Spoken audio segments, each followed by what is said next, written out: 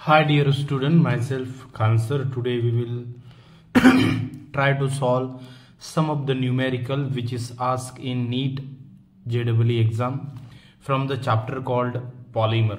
Okay, polymer नाम का जो हमारा चैप्टर है उस चैप्टर में के कुछ न्यूमेरिकल हम लेके और प्रॉब्लम जो नीट में पूछे गए हैं। अब बेसिकली पहला जो प्रॉब्लम है हमारा उसको मैं पढ़ूंगा, फिर after that I will try to solve the other remaining problem. Okay, the problem is like that: which of the statement regarding polymer is incorrect? आपको पॉलीमर के रिलेशन में जो इनकरेक्ट स्टेटमेंट है, नीचे 4 दिए गए स्टेटमेंट में से वो आपको बताना है। ठीक है, और ये क्वेश्चन पूछा गया है 2022 की नीट की एग्जाम में। ठीक है, पहला जो है the fibre present high tensile strength, yes ये भी बरोबर है। Thermoplastic polymer are capable of repeatedly softening and hardening on the heating and cooling respectively. Yes, ये भी बरोबर है। Thermostatic polymer are reusable, ये जो है गलत है, बिकॉज थर्मोस्टेटिक जो पॉलीमर होता है उसको हम डबल यूज नहीं कर सकते। तो यही जो है हमारा क्या है, आंसर है। ठीक है, लास्ट का है elastomer have the polymer chain held together by the weak intermolecular force, yes ये भी बरोबर है। ठीक है, तो ऑप्शन नंबर सी जो है हमारा इनकरेक्ट है और वही हमारा आंसर है। ठीक है, तो नेक्स्ट आंसर, नेक्स्ट जो हमारा प्रॉब्लम है उस पर हम डिस्कस करेंगे। ये 2020 में पूछा गया है, which of the following statement is correct about bakelite. Bakelite जो हमारी बॉटलें जिससे बनती है ना, उसको उस तरह के जो पॉलीमर होता है उसको हम कहते हैं bakelite. It is cross link polymer. ठीक है, आपको क्या बताना है, हमें जो करेक्ट है वो बताना है। आप इस बार correct statement regarding the bakelite बताना है आपको। ठीक है, it is the cross link polymer, it is the addition polymer, और it is the branch chain polymer, और it is the linear polymer. ठीक है, लीनियर पॉलीमर नहीं होता। आपको पता है कि बैकलाइट किस तरह से बनता है, फिनॉल और फॉर्माल्डिहाइड की रिएक्शन की हेल्प से क्या बनता है हमारा बैकलाइट बनता है। So that's why it is the cross linked polymer. Okay, so option number A जो है हमारा वो क्या है, करेक्ट आंसर है। ठीक है, सो नेक्स्ट क्वेश्चन के बारे में हम डिस्कस करेंगे। तो नेक्स्ट क्वेश्चन किस तरह से है, पहले first of all I will read out it, जो नीट 2020 में पूछा गया था।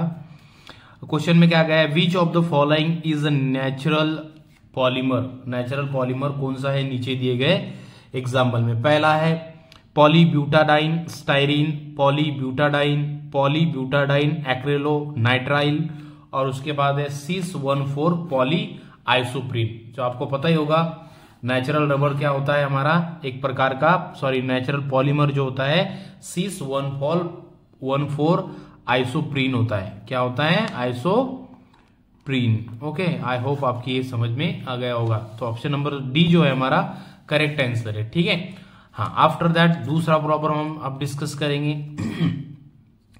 The polymer that is use as a substitute for a wool making a commercial fibre.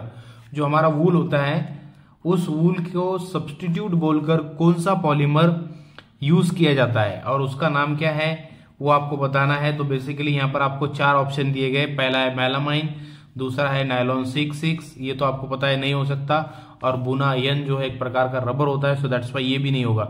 Melamine भी एक प्रकार का आपका पॉलीमर है बट वो नहीं होगा। तो वो होता है आपका पॉली एक्रिलोनाइट्राइल, ये आपका क्या है, एक प्रकार का सिंथेटिक वूल इसको हम बोल सकते हैं। ठीक है, एज अ पॉलीमर जो सब्स्टिट्यूट वूल का सब्स्टिट्यूट या अल्टरनेटिव बोलकर उसको यूज करते हैं, that is a PCN poly acrylonitrile. Okay, so next question की तरफ हम बढ़ेंगे बच्चों। अब विच of the following is the biodegradable polymer. ठीक है, 2019 के नीट के एग्जाम में ये क्वेश्चन पूछा गया है और किस तरह से है देखिए यहाँ पर नायलॉन 2, नायलॉन 6, बुना S और नायलॉन 6। ठीक है, तो बेसिकली ये जो हमारा पहला ऑप्शन है ये हमारा करेक्ट आंसर है। और बेसिकली नायलॉन 2 और नायलॉन 6 ये एक प्रकार के बायोडिग्रेडेबल पॉलीमर है, मतलब ये जमीन में डालने के बाद, इसको जमीन में डिकम्पोज करने के बाद या उसको बैरिड करने के बाद वो सड़ जाते हैं। सो दैट्स व्हाई इस तरह के पॉलीमर को हम बायोडिग्रेडेबल पॉलीमर कह सकते हैं, और वो है नायलॉन 2 और नायलॉन 6। ठीक है, सो दूसरे प्रॉब्लम अब हम डिस्कस करेंगे यहाँ पर। ठीक है, हाँ, तो नेक्स्ट प्रॉब्लम क्या है हमारा, देखिए नेक्स्ट प्रॉब्लम जो है हमारा ये भी पॉलीमर केमिस्ट्री से लिया है हमने। इसमें क्या पूछा गया है, देखिए all the natural rubber has following configuration. नीचे दिए गए जो नेचुरल रबर होता है उसमें कौन से प्रकार का कॉन्फ़िगरेशन होता है। जैसा कि आपको पता है सीस और ट्रांस दो प्रकार के कॉन्फ़िगरेशन होते हैं। ठीक है, उसमें से आपको ये बताना है कि जितने भी जो नेचुरल रबर है उसमें किस तरह से कॉन्फ़िगरेशन होता है। 2016 की नीट की एग्जाम में ये क्वेश्चन पूछा गया है। ऑल ट्रांस कॉन्फ़िगरेशन, उसके बाद cis and trans configuration, random cis and trans configuration. तो बेसिकली आपको ये बात याद रखना है कि जितने भी नेचुरल रबर होते हैं उसमें जो कॉन्फ़िगरेशन होता है वो सिस कॉन्फ़िगरेशन होता है। ठीक है, सभी प्रकार के रबर में। नेक्स्ट क्वेश्चन हम डिस्कस करेंगे, विच of the following is a thermosetting polymer. नीचे दिए गए एग्जाम्पल में आपको बताना है कि थर्मोसेटिक कौन सा है। ठीक है, तो ये आपको समझ में आ गया होगा। बैकलाइट जो होता है हमारा एक प्रकार का क्या होता है, थर्मोसेटिक पॉलीमर होता है। उसका जो स्ट्रक्चर है वो हमें क्या दिया है, ऑप्शन नंबर डी, ये हमारा करेक्ट आंसर है। ठीक है, तो उसके बाद नेक्स्ट क्वेश्चन हम डिस्कस करेंगे, और ये हमारा 10वां क्वेश्चन है पॉलीमर केमिस्ट्री का। तो ये हमें पूछा गया है 2013 के नीट की एग्जाम में। ठीक है, यहाँ पर क्वेश्चन क्या पूछा है, देखिए nylon is a example of. Nylon किस तरह के पॉलीमर का एग्जाम्पल है ये आपको बताना है। तो पहला ऑप्शन आपके पास है पॉलीईस्टर, पॉलीसैकेराइड, पॉलीअमाइड, और लास्ट में आपको दिया है पॉलीथीन। ठीक है, तो नायलॉन जो है एक प्रकार का आपका क्या है, पॉलीअमाइड, एडिपिक एसिड और हेक्सामिथिलीन डायमाइन के हेल्प से वो प्रोड्यूस होता है। ठीक है, सो दैट्स व्हाई वो एक प्रकार का क्या है, पॉलीअमाइड, उसमें अमाइड बॉन्ड होता है, दैट्स व्हाई उसको पॉलीअमाइड हम कहते हैं। ठीक है, हाँ, नेक्स्ट क्वेश्चन देखिए। नेक्स्ट क्वेश्चन क्या पूछा है कि cellulose is a polymer of. Cellulose किसका पॉलीमर है, सेलुलर एक प्रकार का किस तरह के मोनोमर से बनकर वो पॉलीमर बना है। ठीक है, आपको यहाँ पर सेलुलोज का मोनोमर बताना है जिससे सेलुलोज बना है। तो पहला ऑप्शन है आपका ग्लूकोज। ठीक है, after that fructose, ribose and sucrose. ठीक है, सुक्रोज। सो करेक्ट आंसर आपका क्या है, ग्लूकोज से आपका सेलुलोज बना होता है। ठीक है, आई होप आपकी ये भी समझ में आ गया होगा। नेक्स्ट क्वेश्चन जो है हमारा CH2 double bond CF2 double bond CF2 is a monomer of. AIPMT 2000 में ये पूछा गया है।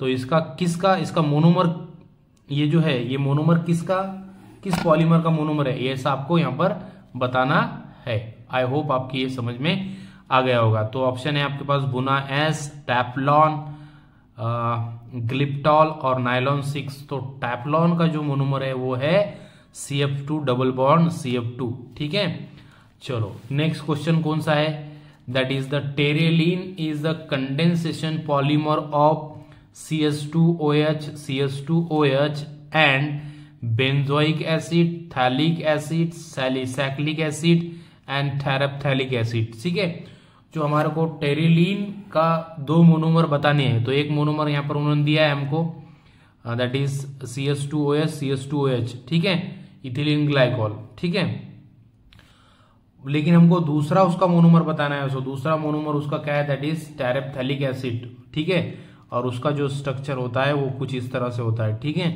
दैट इज COOH और COOH। ठीक है, ये दोनों, ये और ये मिलकर हमारा टेरेलिन बनाते हैं। ठीक है, नेक्स्ट क्वेश्चन की तरफ हम बढ़ेंगे। नेक्स्ट क्वेश्चन में क्या पूछा है हमको, the reagent are in a following reaction. नीचे दिए गए रिएक्शन में आर क्या है वो बताना है आपको। ठीक है, आर यहाँ पर है। ठीक है, तो एक प्रकार की ये जो रिएक्शन है आप देख रहे होगे कि यहाँ पर NaNO2HCl एट 0 टेम्परेचर, मतलब ये डाइजोनियम साल्ट बनाने वाली रिएक्शन है। आप देख रहे होंगे कि यहाँ पर डायजोनियम साल्ट बन गया, लेकिन क्या हो रहा है कि दूसरे रिएक्शन में यहाँ पर डायजोनियम साल्ट जो है वो रिमूव हो रहा। तो बेसिकली ये आपकी एक प्रकार की H2O भी नहीं है, CH2OH भी नहीं है, और ये आपका CuCN और KCN है। ठीक है, सो ऑप्शन नंबर डी जो है आपका करेक्ट आंसर है। ठीक है, इस रिएक्शन में हमें डायजोनियम ग्रुप रिमूव करने के लिए ये रिएजेंट हम यूज कर सकते हैं। इस तरह के रिएक्शन को हम हंस डाइकर रिएक्शन भी कहते हैं। ओके, सो आई होप ये आपकी समझ में आ गया होगा।